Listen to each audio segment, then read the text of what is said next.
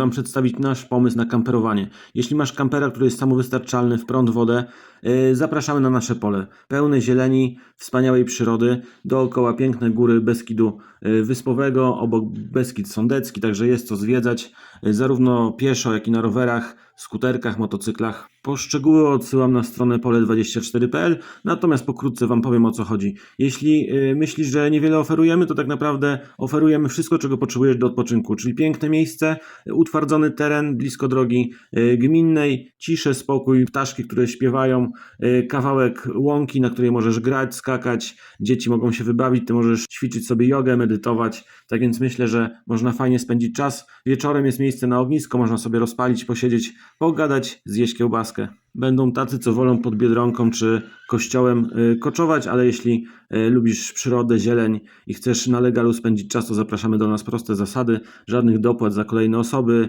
pieski, kotki i tym podobne rzeczy. Można pozwiedzać naprawdę piękne okolice, nie jesteśmy tak komercyjni jak Zakopane, a góry mamy przepiękne, tak jak widzicie na obrazku. Miejscowość też super przyszowa, między Limanową a Nowym Sączem, blisko drogi krajowej 28. Póki co posiadamy 2 stanowiska na kampery, za jakiś czas być może więcej, a być może również jakieś pokoje do wynajęcia. Pozdrawiam.